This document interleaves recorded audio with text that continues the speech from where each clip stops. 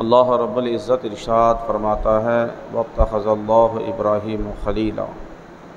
اللہ فرماتا ہے کہ اللہ نے ابراہیم کو اپنا خلیل بنایا۔ اب یہ خلت کا مقام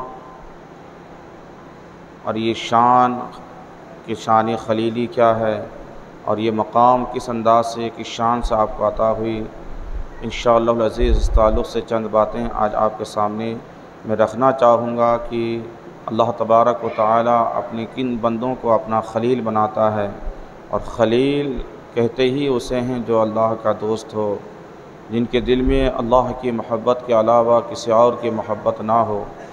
اس تعلق سے چند باتیں پچھلے جمعہ میں نے آپ حضرات کے سامنے رکھا تھا، لیکن حضرت ابراہیم علیہ السلام کو جو یہ شان عطا ہوئی، یہ مقام آپ کو ملا، تو یہ خلت کا مقام اور خلیل ہونے کا مقام کس انداز سے اور کتنی مصیبتیں جھیلنے کے بعد، بے شمار امتحانوں میں کامیابی حاصل کرنے کے بعد، بہت سارے آزمائشوں سے گزرنے کے بعد تب جا کر کے کسی کو یہ مقام حاصل ہوتا ہے۔ یاد رکھیں آج ہم میں کتنے ایسے لوگ ہیں جو دو ایک وقت کی نماز ادا کر لیتے ہیں، اور اگر انہیں کبھی بخار آ جائے یا کوئی بیماری لاحق ہو جائے تو صاحب وہ شکایتیں کرتے نظر آتے ہیں کہ میں نمازیں بھی پڑھتا ہوں، قرآن کی تلاوت بھی کرتا ہوں، زکوٰۃ فطرہ صدقہ بھی کرتا ہوں، پھر بھی پتہ نہیں مجھے کیوں بیماریاں لگ گئی، پھر بھی پتہ نہیں مجھے کیوں مصیبتیں آئیں، میرے اوپر یہ فلاں پریشانی کیوں آئی۔ یاد رکھیں مصیبتیں پریشانیاں کبھی آزمائش کے طور پر بھی ہمارے پاس آتا ہے، یہ مشکلات کبھی اللہ تبارک و تعالی اس کے ذریعے سے ہمارا امتحان بھی لیتا ہے کہ میرا یہ بندہ اپنے صحیح وقت پر مجھے تو یاد کرتا ہے، جب یہ خوش ہوتا ہے، خوش رہتا ہے تو اس وقت تو یاد کر لیتا ہے، دیکھو امتحان لیتا ہوں کبھی کسی مشکل اور پریشانی کے سبب، اور صاحب کبھی بیماریاں لاحق کر کے کہ میرا بندہ اس عالم میں حرف شکایت زبان پہ لاتا ہے یا پھر میرا شکر ادا کر کے اس مصیبت پر وہ صبر کا مظاہرہ کرتا ہے۔ یاد رکھیں یہ ہماری اور آپ کی مصیبت تو کچھ بھی نہیں، کہ ہمارے لیے یہی ہے کہ صاحب کبھی تھوڑی کاروبار میں گراوٹ آ گئی تو ہم شکایتیں کرتے ہیں، کبھی طبیعت میں کچھ گرانی آ گئی، کبھی کوئی پریشانی چھوٹی موٹی آ گئی، لیکن آؤ ذرا میں آپ کو بتاؤں کہ جو اللہ کے نیک بندے ہوتے ہیں اور جتنا ہی وہ رب تبارک و تعالیٰ کے بارگاہ کا مقرب ہوتا ہے، اللہ اتنا ہی بڑا امتحان اپنے اس بندے سے لیتا ہے، اتنی ہی بڑی آزمائش میں اللہ اپنے اس بندے کو ڈالتا ہے، اتنی ہی زیادہ مشکل اور مصیبتیں اللہ تبارک و تعالیٰ ان کے ذریعے سے اس بندے کو آزماتا ہے۔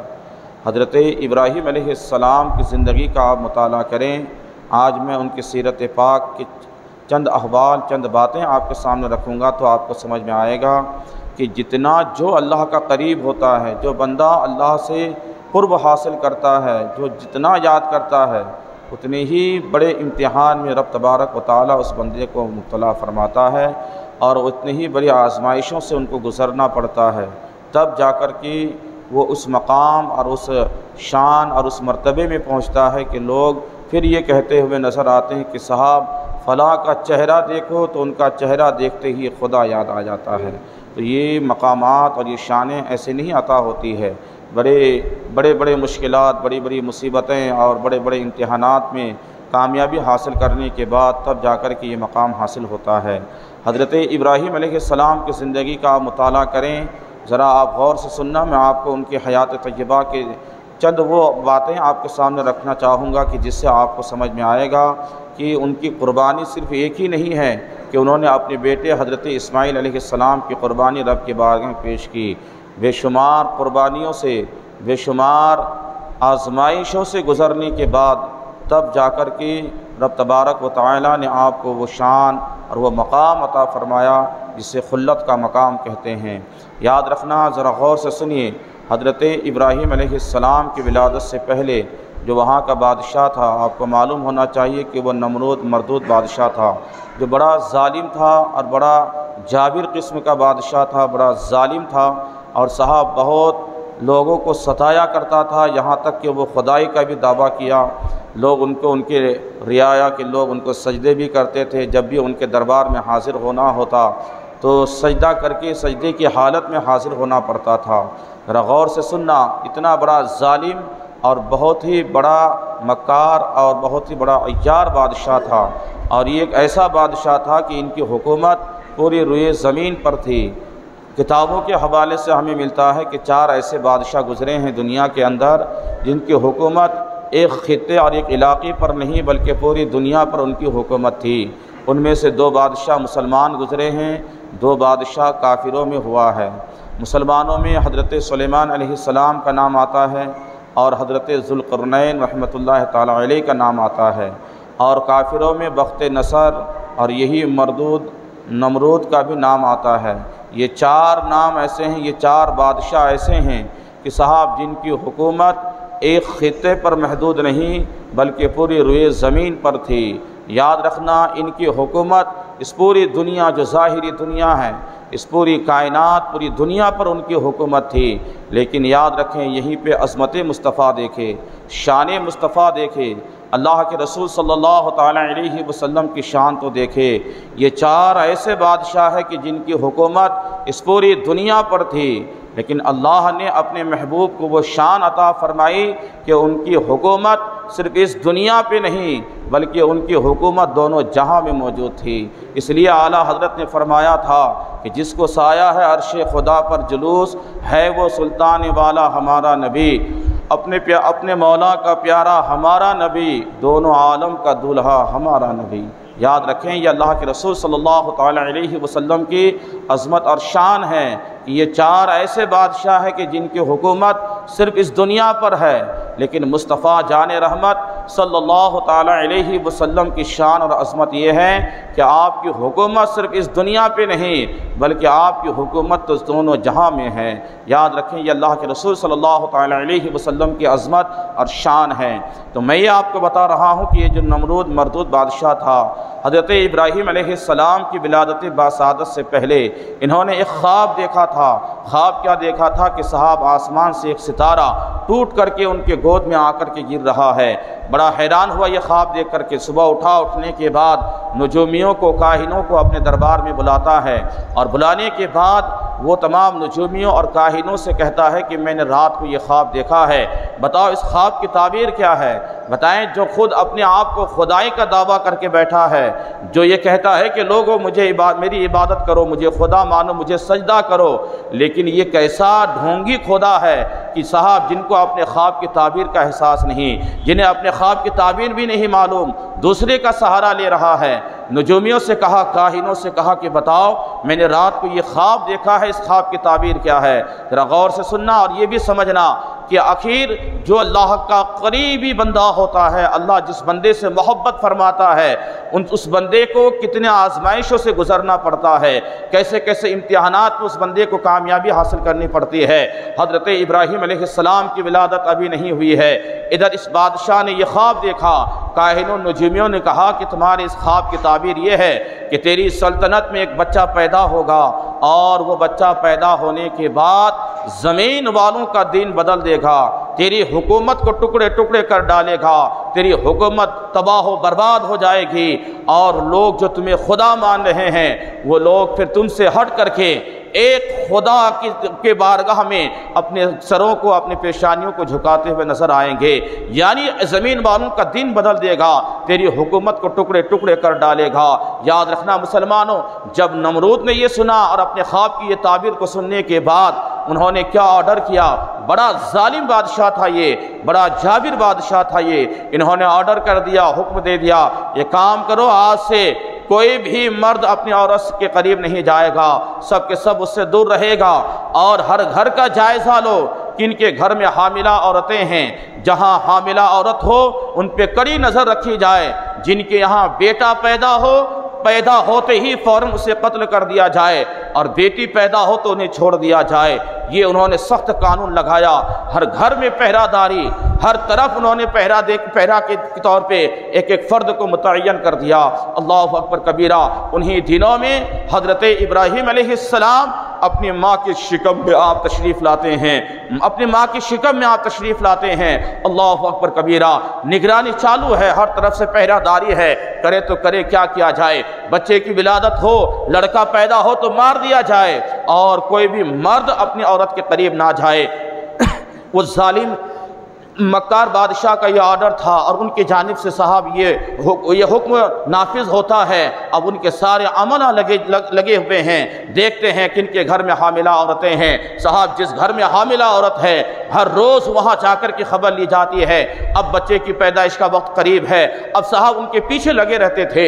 لیکن یاد رکھنا، حضرت ابراہیم علیہ السلام جب اپنے ماں کے شکم میں آئے، اللہ اکبر کبیرہ، نبی ہے، نبی اللہ کے مقدس نبی ہے، اللہ کے پیارے خلیل ہیں یہ، اور یہ کوئی عام نبی نہیں، یہ وہ مقدس اللہ کے نبی ہیں حضرت ابراہیم علیہ السلام، اللہ کے خلیل ہیں کہ جن کی پیشانی میں نور محمدی کی جلوہ گری ہے۔ یاد رکھنا، کوئی عام انسان ہوتا تو یہ ظالم مار ڈالتا، قتل کر دیتا، لیکن اللہ جس کی حفاظت کرے، اللہ جسے بچانا چاہے، پوری کائنات اسے مارنے پہ آئے تو اسے مارنا تو دور کی بات ہے، ان کا ایک بال بھی بیکا نہیں کر سکتا۔ یہ حضرت ابراہیم علیہ السلام ہے، ماں کی شکم میں ہے۔ مفسرین کرام بیان فرماتے ہیں کہ عام عورتوں کو حمل کے بعد مہینہ، 2 مہینہ، 3 مہینہ ہونے کے بعد ان کے پیٹ سے ظاہر ہوتا ہے کہ یہ خاتون حمل سے ہیں، یہ خاتون اپنے شکم میں اپنے فرزند یا اپنی بیٹی کو لیے ہوئے ہیں۔ لیکن حضرت ابراہیم علیہ السلام کے والدہ کے تعلق سے آتا ہے کہ جب آپ اپنے والدہ کے شکم میں تھے، یاد رکھیں کوئی بھی ان کے شکم اور پیٹ کو دیکھنے کے بعد یہ احساس نہ کر پاتا کہ یہ حمل سے ہیں، ان کے پیٹ میں بچہ ہے۔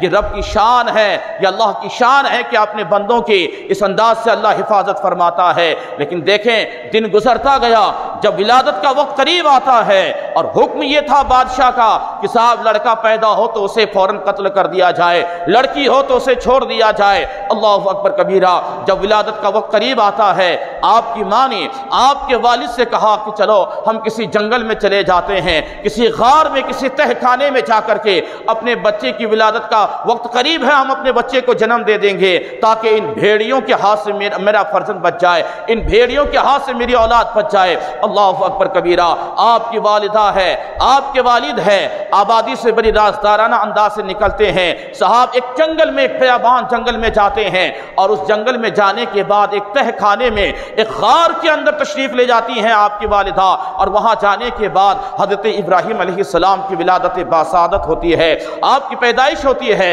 پیدا ہونے کے بعد ماں باپ نے جب بیٹے کو دیکھا، بڑا حسین ہے، بڑا خوبصورت ہے، اور حسین اور خوبصورت ہوتی کیوں نہیں؟ اس لیے کہ یہ کوئی عام بچہ نہیں ہے، ایک تو اللہ کے مقدس نبی ہے، اللہ کے پیارے خلیل ہے، اور مزید یہ ہے کہ ان کی پیشانی میں نور محمدی کی جلوہ گری ہے۔ کتنے حسین ہوں گے حضرت ابراہیم علیہ السلام، جب بچے کی پیشانی کو ماں دیکھتی ہے تو بڑی لاڈ اور پیار کرتی ہے، بڑی محبتانہ انداز سے آپ کی والدہ آپ سے پیش آتی ہے، لیکن پھر یہ سوچتی ہے زیادہ دیر آبادی سے میں غائب رہوں گی تو کہیں ایسا نہ ہو کہ وہ بھیڑیے، اس ظالم بادشاہ کے بھیڑیے ہمارے جستجو میں ہمیں تلاش کرتے کرتے اس غار میں نہ آ جائے، پھر وہ میرے بچے کو تکلیف پہنچائیں گے۔ فوراً بچے کی ولادت ہوتی ہے، اور حضرت ابراہیم علیہ السلام کی ولادت کے بعد پیار محبت کر کے والد اور والدہ آپ کے وہاں سے نکل کر کے پھر آبادی میں آ جاتے ہیں۔ بعض علماء نے لکھا ہے کہ ہر روز چھپ چھپ کے آپ کی ماں غار میں آتی تھی اور آپ کو دودھ پلا کے جاتے تھے، لیکن یہیں پہ بعض علماء یہ بھی لکھتے ہیں کہ 3 دن کا عرصہ گزر گیا، 3 دن کے بعد ماں پھر آبادی سے بڑے رازدارانہ طور پہ اسی غار کے اندر جاتی ہے۔ بتائیں ایک جنگل ہے جہاں لوگوں کا نام و نشان نہیں ہے، جنگل میں درندے رہتے ہیں، درندوں کا حال یہ ہوتا ہے کہ لوگوں کو چیر پھاڑ کے کھا جاتے ہیں۔ حضرت ابراہیم علیہ السلام کی والدہ سمجھ گئی کہ میں ایک تہ خانے میں، ایک غار میں اپنے اس بچے کو چھوڑ کے آئی ہوں، پتہ نہیں وہ کیا کھاتا ہوگا، پتہ نہیں درندوں نے ان کے ساتھ کیا حال کیا ہوگا۔ 3 دن کا عرصہ گزرنے کے بعد جب آپ کی والدہ اس غار کے قریب آتی ہے تو کیا دیکھتی ہے کہ صاحب درندے ہیں میرے بیٹے کو چاروں طرف سے گھیرے ہوئے ہیں۔ حضرت ابراہیم علیہ السلام کی ماں سمجھ جاتی ہے ان درندوں نے میرے بیٹے کو تکلیف دیا ہوگا، ان درندوں نے میرے بچے کو کھا گیا ہوگا، کیونکہ درندے کا کام ہی ہے جہاں انسان کی خوشبو ان کو ملتی نہیں وہ انسان پہ حملہ کر کے چیر پھاڑ کر کے اسے کھا جاتا ہے، آخر میرا بچہ کیسے بچ سکتا ہے؟ باہر حضرت ابراہیم ابراہیم علیہ السلام آپ کی عظمتوں کو لاکھوں سلام، آپ کی شان کو لاکھوں سلام، آپ کی ماں کے دل سے اللہ نے خوف کو دور فرما دیا۔ اچانک غار کے اندر تشریف لے جاتی ہے، آپ کیا دیکھتی ہے کہ وہ درندے جو لوگوں کو چیر فار کر کے کھا لیا کرتے تھے، آج وہ درندے میرے بیٹے کو چاروں طرف سے گھیرے ہوئے اپنی حفاظت میں لے کر کے ہیں، میرے بیٹے کی حفاظت کرتے ہوئے نظر آ رہے ہیں۔ اللہ اکبر کبیرہ۔ حضرت ابراہیم علیہ السلام کی والدہ بڑے رازدارانہ طور پہ آتی اور دودھ پلا کر کے چلی جاتی، کسی کو کوئی خبر نہیں۔ آپ کے تعلق سے آتا ہے کہ ایک مہینے میں آپ اتنا لمبا اور بڑھ جایا کرتے تھے جیسے عام بچے سال بھر میں بڑا کرتے تھے۔ اللہ اکبر کبیرہ۔ جب آپ کی عمر شریف 11 برس یا 13 برس کی ہوتی ہے، تب ایک دن ماں جب غار کے اندر آتی ہے، مفسرین کرام بیان فرماتے ہیں 11 12 13 برس تک اسی غار میں ماں رکھتی ہے تاکہ اس چھوٹے سے بچے کو میں لے کر کے اگر آبادی میں آؤں گی تو یہ ظالم حکمرانوں کے عملے وہاں ان کے کارندے اگر جب میرے بچے کو دیکھ لیں گے تو وہ سمجھ جائیں گے کہ جس دور میں ہم نے آرڈر کیا تھا یہ اسی زمانے کا بچہ ہے، آخر ہو سکتا ہے کہ یہی بچہ زمین والوں کے دین کو بدل دے، میرے بیٹے کو تکلیف نہ پہنچائے، اس لیے آپ کی والدہ آپ کو غار سے نکالتی نہیں تھی۔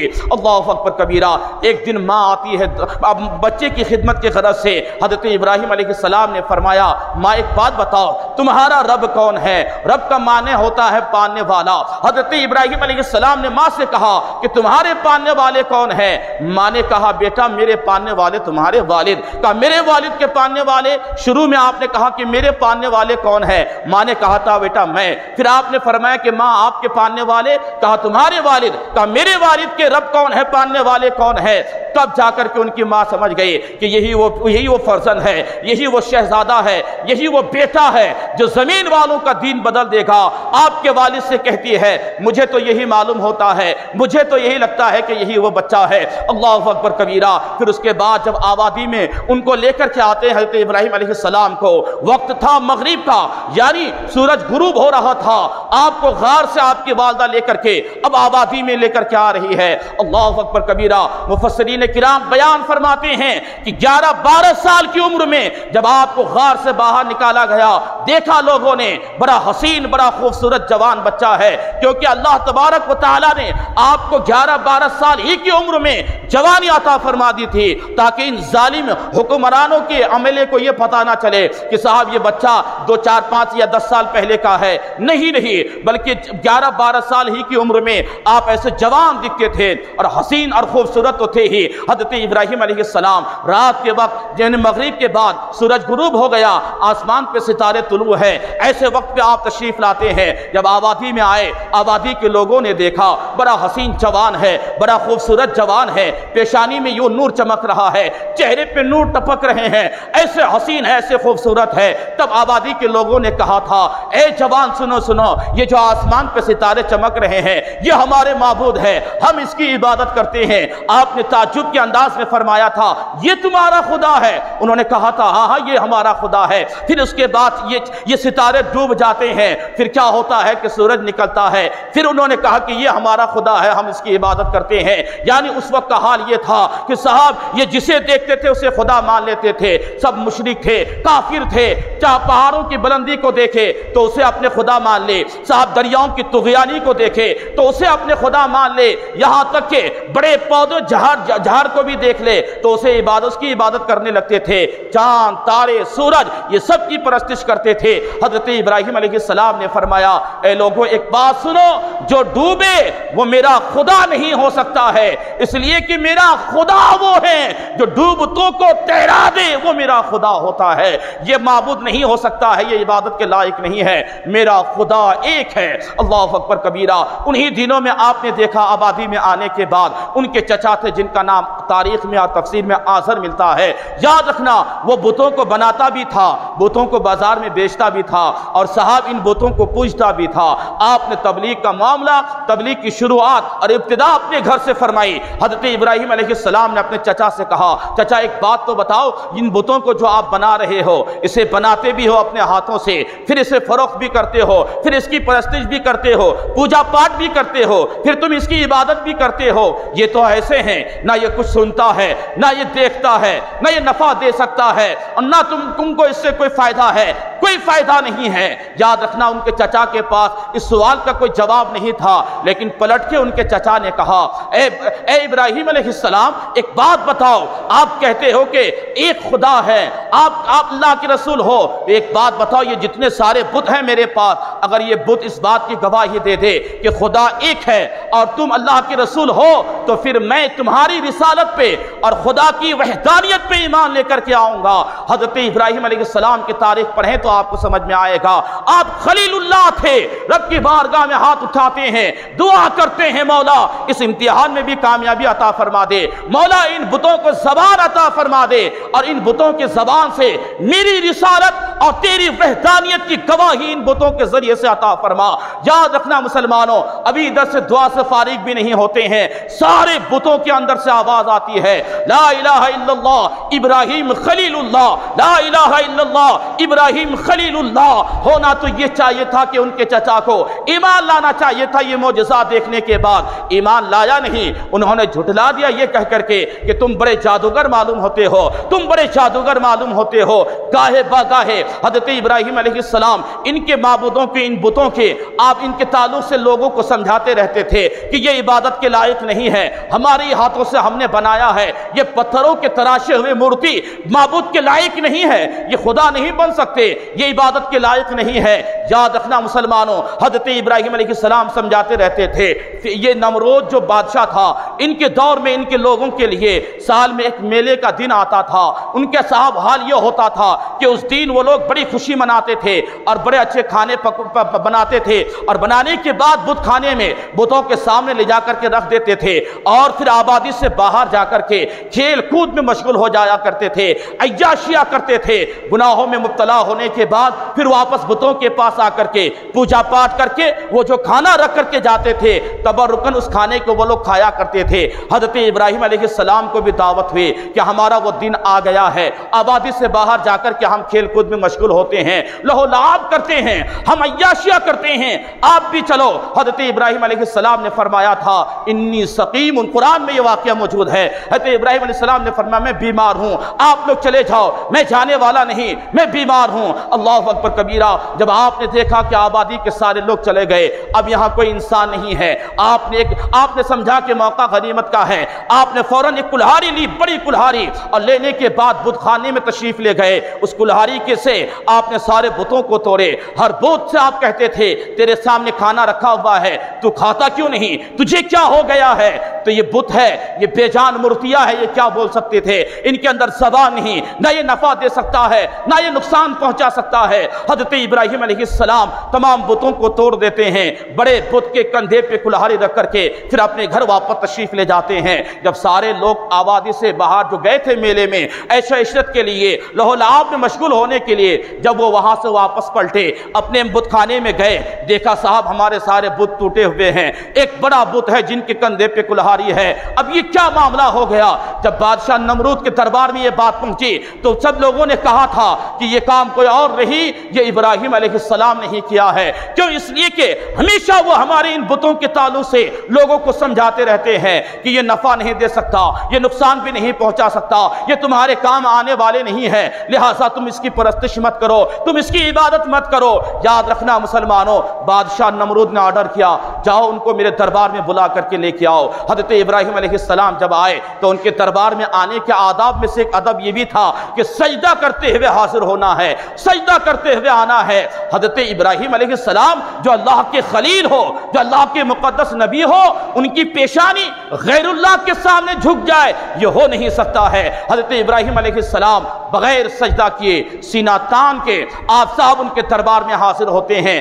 تب اس نے کہا تھا کہ تمہیں میرے دربار میں حاضر ہونے کے آداب نہیں معلوم؟ میرے بارگاہ میں آنے کے بعد لوگ سجدہ کرتے ہوئے حاضر ہوتے ہیں، تم بغیر سجدے کے حاضر ہوئے ہو۔ تب حضرت ابراہیم علیہ السلام نے کہا تھا کہ میری یہ پیشانی کسی غیر اللہ کے سامنے جھک نہیں سکتی ہے، اگر یہ پیشانی جھکے گی تو ایک خدا واحد کے سامنے جھک سکتی ہے۔ اللہ اکبر کبیرہ۔ جب نمرود نے کہا کہ نمرود کے سامنے جب آپ نے فرمایا ایک خدا، تب اس نے کہا تمہارا خدا کون ہے؟ حضرت ابراہیم علیہ السلام نے فرمایا تھا کہ ربی الذی یحیی و یمیت، آپ نے فرمایا کہ میرا خدا وہ ہے جو زندہ بھی کرتا ہے، جو جلاتا بھی ہے اور مارتا بھی ہے۔ قال انا احیی و امیت، تب اس جاہل اور اس ظالم بادشاہ نے کہا تھا کہ میں بھی زندہ کرتا ہوں اور میں بھی لوگوں کو مارتا ہوں، میں بھی جلاتا ہوں۔ صاحب اس نے کیا کیا؟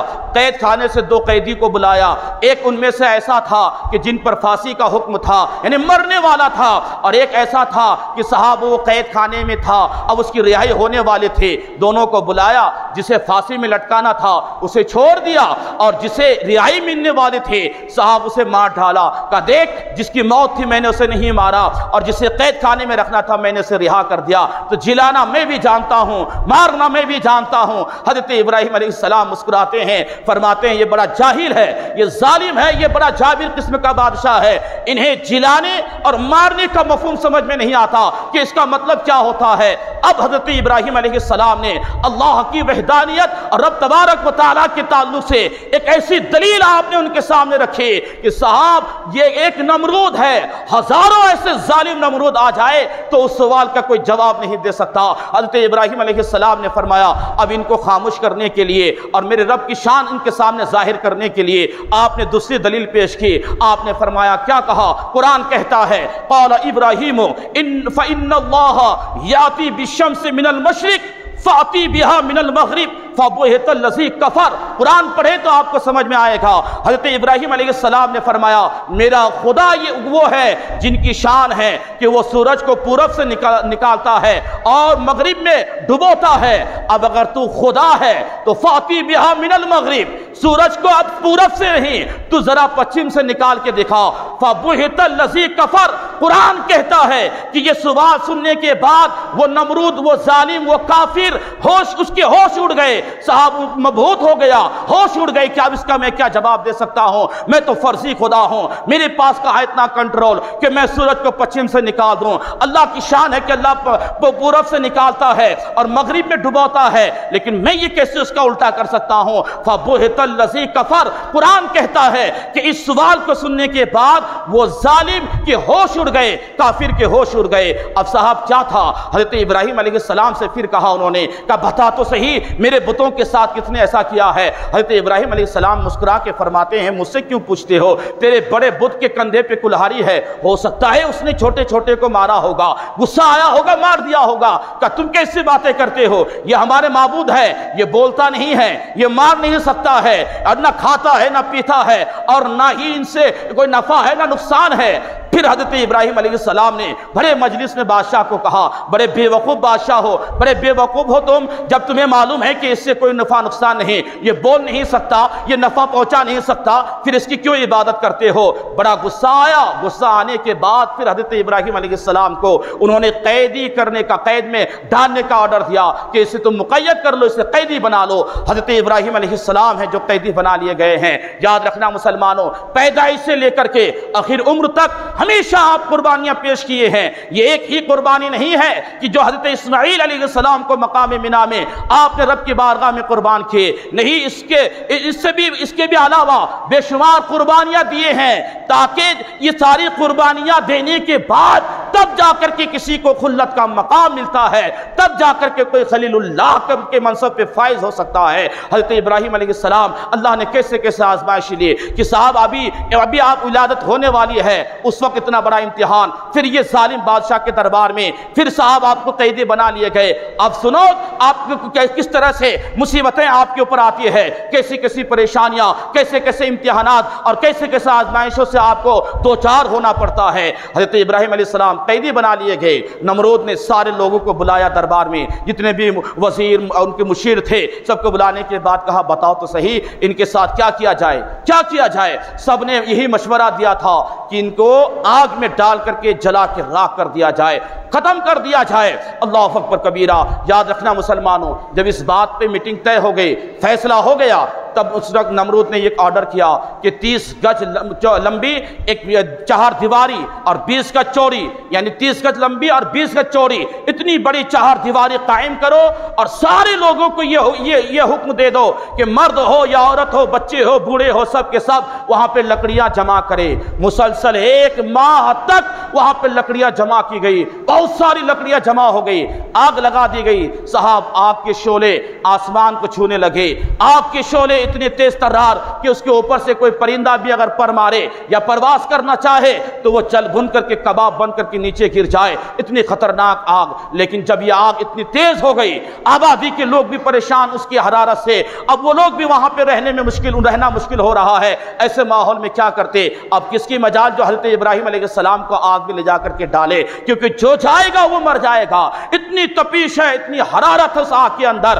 یاد رکھنا مسلمانوں، اسی وقت شیطان نے ان لوگوں کی رہنمائی کی تھی۔ شیطان آیا تھا انسانی شکل میں، کہا ایک منجنیق تیار کرو، ایک صندوق تیار کرو، اس میں ڈال دو اور دور سے ڈھکیل دو، وہ اپنے آپ آگ میں چلے جائیں گے، جل کے راکھ ہو جائیں گے۔ اللہ اکبر کبیرہ، ان ظالموں نے یہی کیا کہ لکڑی کی ایک منجنیق تیار کیا، اور کرنے کے بعد حضرت ابراہیم علیہ السلام کو رسیوں سے جکڑ کے، ہاتھ پیر کو جکڑ کے آپ کو اسی منجنیق میں ڈالا گیا۔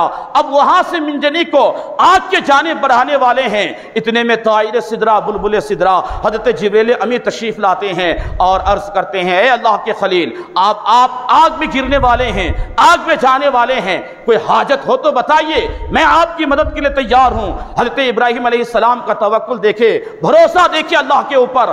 آپ فرماتے ہیں، اے جبرائیل، مجھے تیری حاجت نہیں ہے، مجھے تیری کوئی حاجت نہیں ہے۔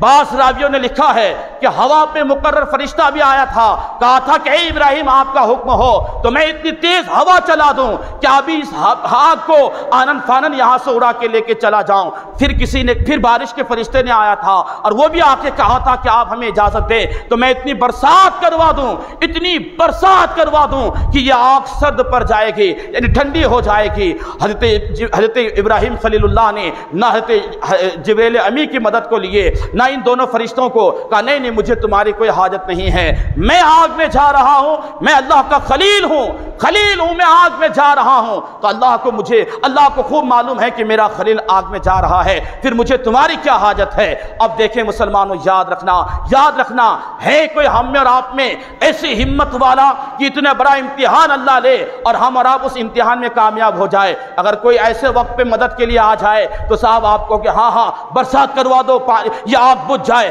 ہاں اتنے ہوا تیز چلوا دو تاکہ یہ آگ چلی جائے، میں کیوں اس آگ میں چھلانگ لگاؤ؟ لیکن یاد رکھنا یہ ہمارا اور آپ کا جواب ہوگا۔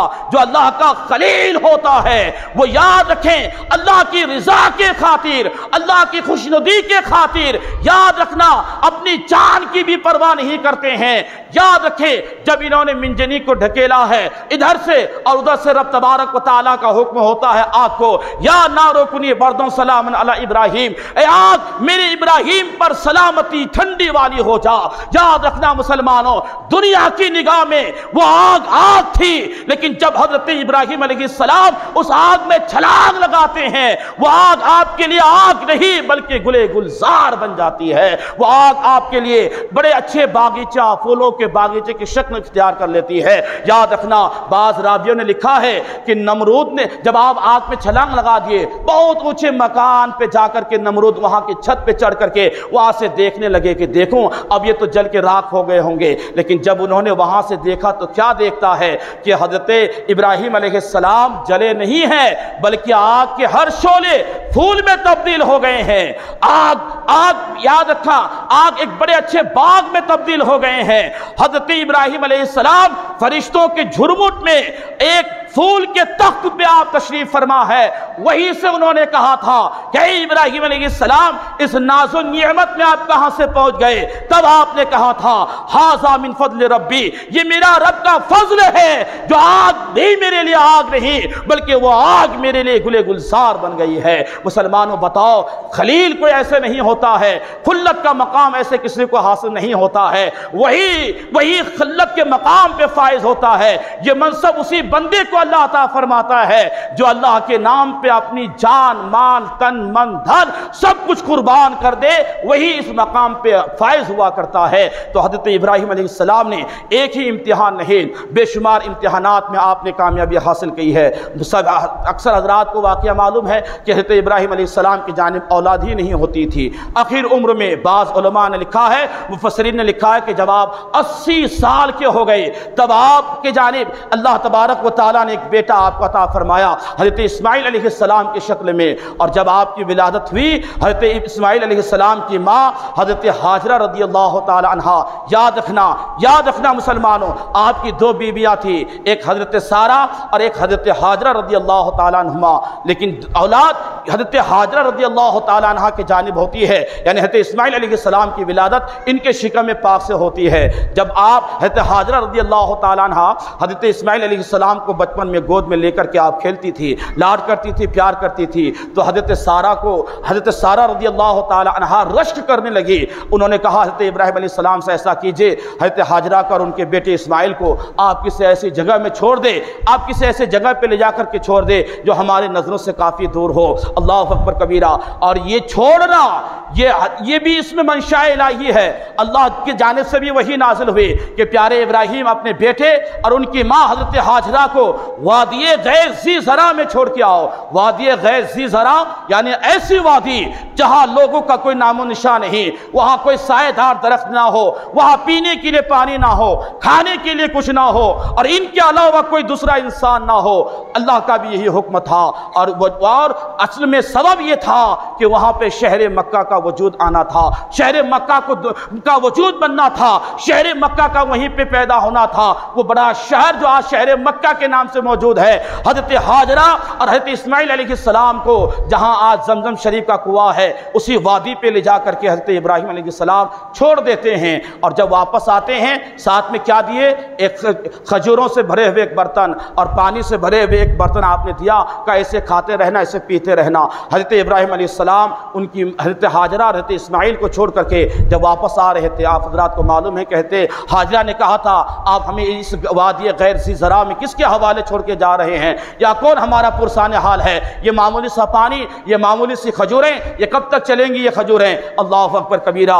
बारहा आपने कहा आप हमें किसके सहारे छोड़ के जा रहे हैं। 3 मरतबा कहने के बाद चौथी मरतबा हज़रत हाजरा ने खुद कहा था क्या आपका रब का हुक्म है, क्या अल्लाह तबारक व तआला का हुक्म है कि आप मुझे और प्यारे इस्माइल को इस वादी में छोड़ें। तब हज़रत इब्राहिम अलैहिस्सलाम ने फरमाया था हाँ मेरे रब का यह हुक्म है। हज़रत हाजरा का भरोसा देखिए अल्लाह के ऊपर, आप कहती है कि अगर परवरदिगार आलम का यह हुक्म है तो आप जा सकते हैं, इसलिए कि जिस खुदा का हुक्म है हमें यहाँ छोड़ने के लिए वो खुदा हमारी खुद हिफाजत फरमाने वाला है। अल्लाहु अकबर कबीरा। और हुआ यही कि चंद दिनों के बाद वो खजूरें ख़त्म, वो पानी ख़त्म, प्यास की शिद्दत से हज़रत हाजरा के भी हल्क सूख रहे हैं, और हल्क सूखने की वजह से उस प्यास की शिद्दत से आपके छाती में दूध भी खुश्क हो जाता है जो हज़रत इस्माइल अलैहिस्सलाम पीते थे। अब दूध खुश्क होने के बाद माँ भी इधर प्यासी है, बेटा हज़रत इस्माइल भी प्यासे हो जाते हैं। हज़रत इस्माइल अलैहिस्सलाम के हल्क, अल्लाहु अकबर कबीरा, प्यास से आप बड़े मायूस हो जाते हैं, बार बार ज़बान को आप होठों पे लाते हैं। एक माँ होती है, माँ की ममता जागती है। आपने देखा मेरा बेटा, मेरे बेटे का हल्क मुकम्मल पानी की वजह से सूखा हुआ है, शिद्दत प्यास की वजह से इनका हल्क सूखा हुआ है, अब करूं तो करूं क्या।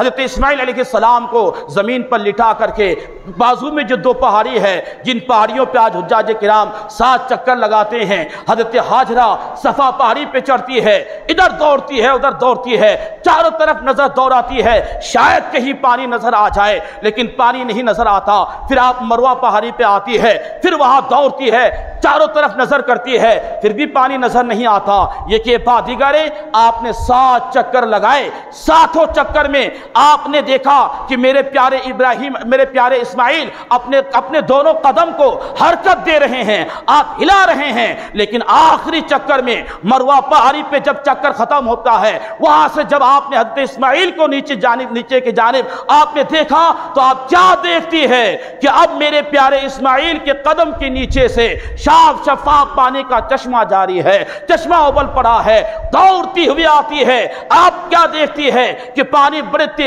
تیزی کے ساتھ یہ پانی اوپر نکل رہا ہے، چشمہ ابل رہا ہے، کہیں ایسا نہ ہو کہ پانی زیادہ پھیل جائے، تو آپ نے وہاں کی مٹی اور ریت کو لے کر کے چاروں طرف سے آپ یوں پانی کو جمع کرنے کے غرض سے چاروں طرف سے مٹی اور ریت لگاتی ہے اور کہتی جاتی ہے زمزم، یعنی ٹھہر جا ٹھہر جا۔ اللہ کے رسول صلی اللہ تعالی علیہ وسلم نے ایک حدیث پاک میں ارشاد فرمایا ہے کہ اگر حضرت ہاجرہ زمزم نہ کہتی تو یہ پانی پوری دنیا میں پھیل جاتا اور اپنی تمام ضروریات کے لیے یہی پانی ہر ایک انسان کے لیے کافی ہو جاتا۔ اللہ اکبر کبیرہ۔ مسلمانوں، یہ زمزم شریف اس انداز سے حضرت اسماعیل علیہ السلام کے اپنے قدم شریف کی رگڑنے کی وجہ سے یہ تبرک ہمیں ملا ہے، یہ نعمت ہمیں ملی ہے۔ اب وہ لوگ کہاں جائے جو کہتے ہیں کہ صاحب محفل میلاد کے بعد سنی لوگ تبرک بانٹتے ہیں، ہم تو اس تبرک کو نہیں کھاتے، سبھی لیے بانٹتے ہیں، صاحب محرم میں کھچڑے بانٹتے ہیں فاتحہ پڑھ کر کے تبرک کے طور پہ، ہم تو صاحب اسے نہیں کھاتے۔ دنیا کے سارے تبرک کا تم نے تو انکار کیا، لیکن جب تم حج و عمرہ کے لیے جاتے ہو تو پھر زمزم شریف لاتے ہو، بڑی محبت سے پیتے بھی ہو اور اپنے گھر میں لا کے رکھتے بھی ہو۔ نادانو، یہ آسمان سے ٹپکا ہے؟ نہیں، یہ بھی ہمیں حضرت اسماعیل کے ایڑیوں کی رگڑنے کی وجہ سے اللہ نے یہ نعمت اور یہ تبرک ہمیں عطا فرمائی ہے۔ بتاؤ پھر وہاں کیسے بچو گے؟ اس تبرک کو تو لے لیتے ہو اور دیگر جو محافل کے تبرکات ہے اس سے تمہیں بڑی تکلیف ہوتی ہے۔ یہ زمزم شریف ہے، اس کے تعلق سے مصطفیٰ جان رحمت نے فرمایا ہے کہ اگر اسے تم جس مقصد کے تحت پیو گے اللہ تمہیں اسی مقصد میں کامیابی عطا فرمائے گا۔ بھوک لگے پیٹ بھر کے پی لو اور مقصد ہو کہ مجھے میری بھوک ختم ہو جائے، سرکار فرماتے ہیں ادھر تم پیٹ بھر کے زمزم شریف کو پیو گے اللہ اسے ادھر تمہیں غذا کھانے کے برابر طاقت عطا فرما دے گا۔ کوئی بیمار ہے شفا یابی کے لیے پینا چاہے، سرکار فرماتے ہیں مقصد شفا یابی ہے، ادھر وہ پانی زمزم شریف کا پیے گا ادھر اللہ ان کی تمام بیماریوں کو دور فرما دے گا۔ بڑی شان ہے زمزم شریف کے۔ سرکار نے ایک حدیث پاک میں فرمایا ہے کہ منافق میں اور ہم میں یہی تو فرق ہے کہ ہم زمزم شریف کو پیٹ بھر کے پیتے ہیں اور منافق زمزم کو خالی پیٹ رکھ کر کے پیتا ہے، یعنی وہ کم پیتا ہے۔ تو پتہ یہ چلا کہ اگر آپ کو وہاں جانا نصیب ہو تو پیٹ بھر کے پینا یہ ہم مومنوں کی شان ہے، اور پیٹ کو خالی رکھ کے پینا یہ منافقین کا حال ہوتا ہے۔ تو ہمیں چاہیے کہ ہم اس عظیم تبرک کا ہم احترام کریں اور صاحب بڑے ادب و احترام کے ساتھ کھڑے ہو کر کے 3 سانس میں یہ پانی یہ زمزم شریف کو پینے کا حکم ہے۔ بہرحال زمزم شریف وہ عظیم نعمت ہے اور وہ بہترین تبرک ہے جو حضرت ابراہیم علیہ السلام کے ایڑیوں کی رگڑنے کی وجہ سے رب تبارک و تعالی نے ہمیں یہ نعمت عطا فرمائی اور آج اس سے ہم استفادہ کرتے ہیں۔ تو پتہ یہ چلا کہ جو اللہ کا خلیل ہوتا ہے، جو اللہ کا خلیل ہوتا ہے، جو خلت کے منصب پہ فائز ہوتا ہے، ان سے اللہ تعالیٰ بے شمار آزمائشیں بے شمار امتحان لیتا ہے۔